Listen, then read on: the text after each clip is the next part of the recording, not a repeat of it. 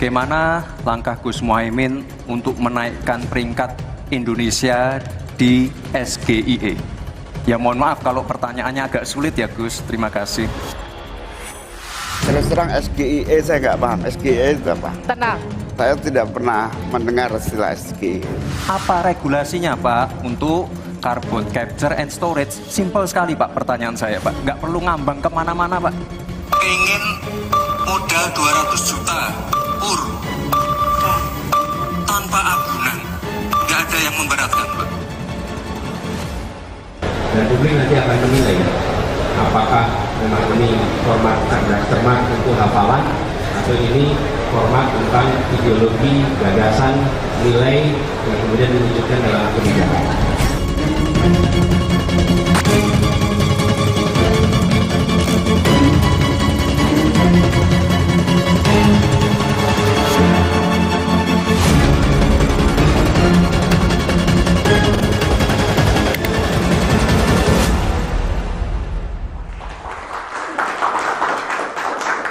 Ya, kalau Anda melihat tadi pemirsa itu memang juga salah satu bagian dalam debat Cawapres yang kemudian menjadi perbincangan. Bagaimana kemudian teknik bertanya dari seorang Gibran Rakabuming Raka ini yang dianggap sebagai debat cerdas cermat atau kemudian pertanyaan jebakan. Nah, saya mau langsung tanya nih kepada pasangan nomor urut 1. Anda melihat hal seperti itu tidak? Sah-sah saja dong kemudian memiliki strategi bertanya seperti itu? Ya, sah saja, boleh. Dan itu sudah teknik biasa yang juga dilakukan bapaknya kan. Menurut pengamat begitu, kalau dilihat memang faktanya begitu, ya, 2014, PPID dan lain-lain. Tapi bagi saya itu no problem dan saya bangga Caimin berkata jujur. Karena yang paling penting itu kejujuran. Kalau memang nggak tahu ya dijawab tidak paham, karena apa ini singkatan. Saya membaca berita Kaisang .2, Samsul di luar dugaan orang-orang. Saya pikir Samsul ini siapa? Ternyata Samsul Fat. Begitu kita cari, nah kayak begitu itu maksud saya kita harus mencerna lagi. Bentar, aku kenal Caimin dan kita sering jalan bareng juga kan, ya. Gitu loh. Jadi yang saya heran, kenapa kok spontanitas Caimin nggak keluar? Nah, ditanya apa SG apa? SGIE. SGIE, logikanya kalau harusnya yang saya jawabannya? kenal, wah saya nggak tahu SGIE itu apa, pasti dia gitu. Coba tolong jelaskan, mestinya gitu, gitu loh. Itunya kenapa nggak? Apa karena masih sungkan sama bapaknya? Karena ekspresi Pak Mahfud juga kayaknya agak sungkan-sungkan, enggak. Ya, Selengeannya sebenarnya memang itu yang disampaikan banyak orang. Tapi Pak Muhaimin ini, Mbak, memang kalau guyon atau natural begitu itu lebih baik. Namun ya ini kan debat dan ini debat calon pemimpin negara. Bukan ludrukan, tapi kalau Mbak mestinya dijawab ludrukan kan gitu. SGI itu apa? Sego goreng iwan dok. Nah misalkan gitu. Nah tapi memang ada semacam ini, Pak Muhaimin harus jujur apa yang bisa disampaikan, sampaikan. Nah, kenapa tidak seperti apa adanya Caimin? Dan tidak usah banyak melawak dan melucu, ada yang nyampaikan begitu. Karena ini debat pimpinan nasional.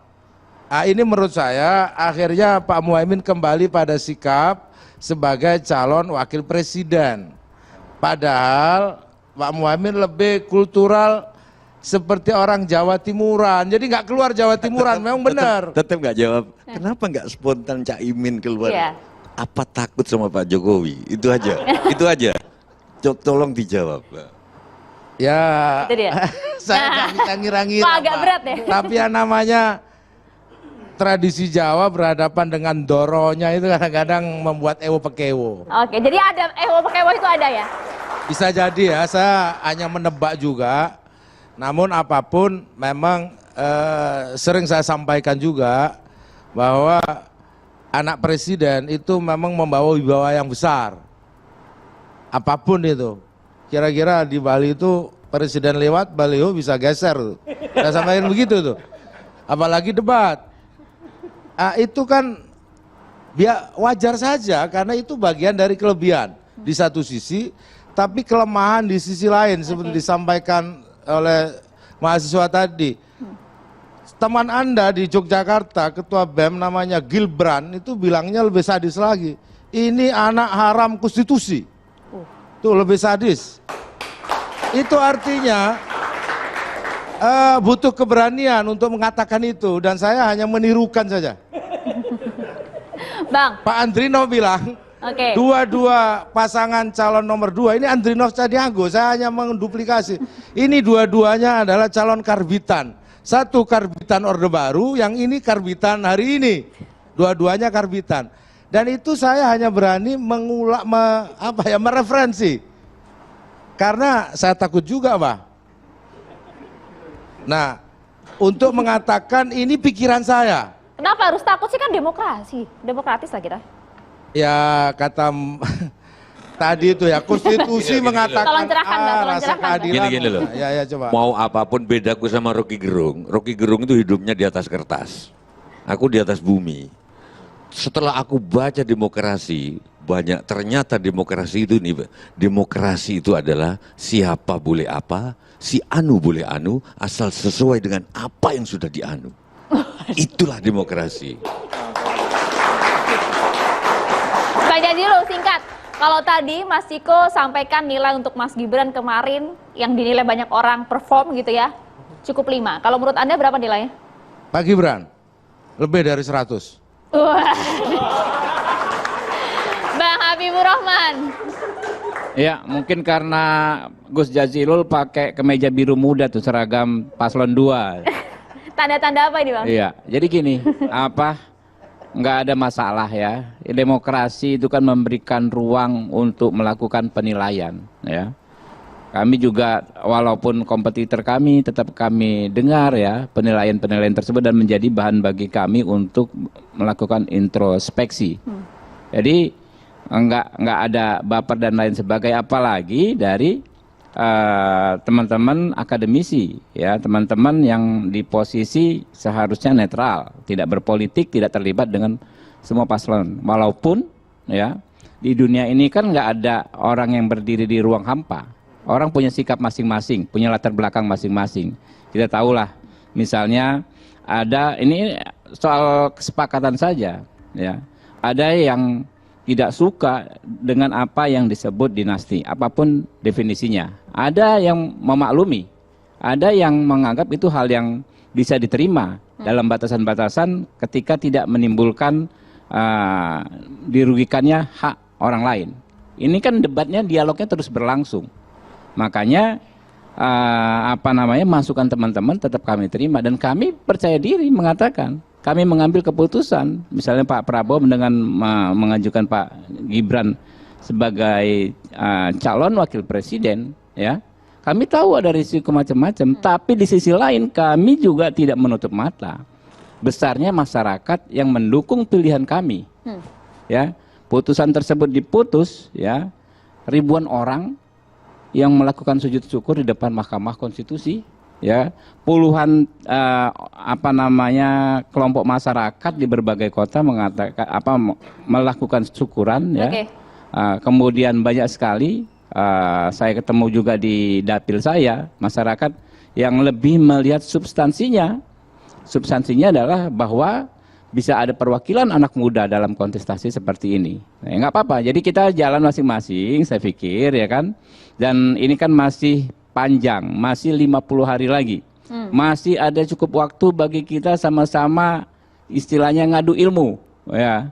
Mana yang nanti bisa benar-benar memenangkan kontestasi tanggal 14, ya kan, mana yang tidak. Kan ada rambu-rambu yang jelas. Misalnya gini, yang paling konkret saja.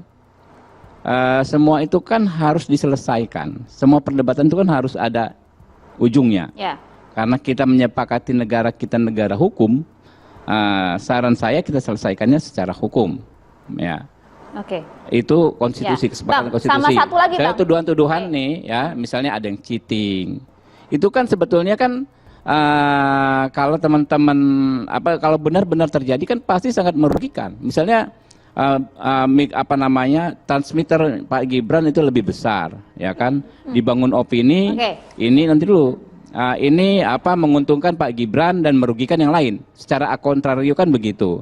Ditempuh saja upaya hukum, ya, kalau teman-teman yang keberatan dengan situasi seperti itu. Kalau itu tidak dilakukan, saya pikir ini tidak mengedukasi publik, ya. Makanya nanti kan teman-teman nanya, ya kan, ada masalah ini dan lain sebagainya. ujungnya ini kemana? Gitu kan? Toh kita sudah membuat aturan-aturan yang detail untuk menyelesaikan perdebatan kita ini.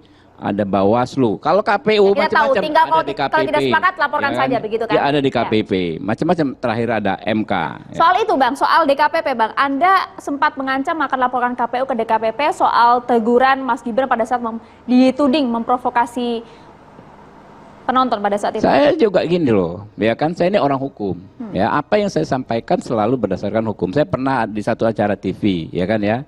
Ada teman anchor seperti Mbak ya menyampaikan sesuatu yang menurut saya tidak pas dan dia tidak bisa buktikan ya. Saya katakan saya akan melaporkan ke Dewan Pers. Benar nggak? Coba jadi deh. nggak waktu itu?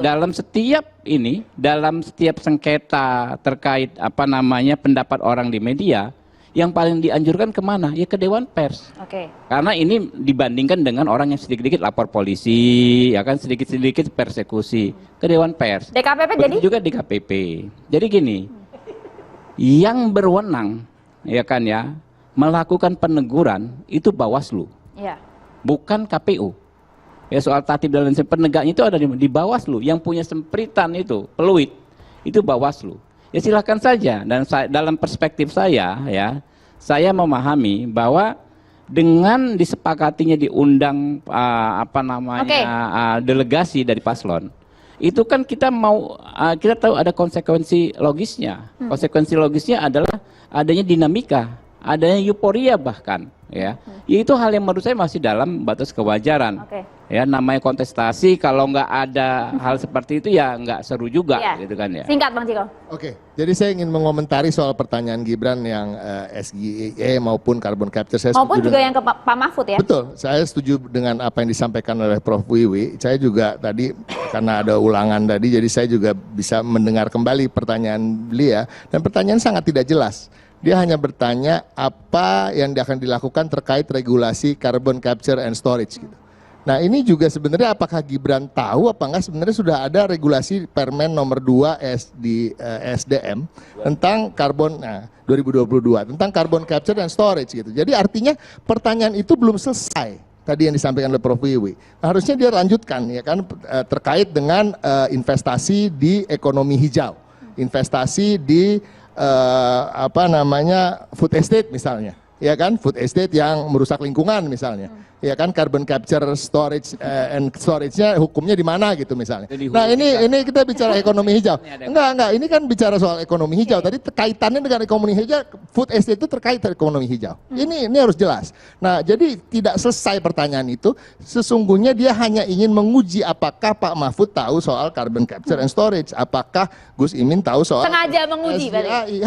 Jadi memang cerdas cermat. Nah tapi ini dikatakan tadi, ini kan strategi, ini sah-sah aja, tidak dilarang. Ya nggak dilarang, tapi jangan merendahkan jabatan dia sebagai calon wakil presiden, merendahkan forum. Oke, sampai di sana dulu, mohon maaf. Cawapres itu. Nah itu maksud saya. Kan kita itu tadi, kita nggak bisa selalu bicara di tataran hukum, Mas Bro.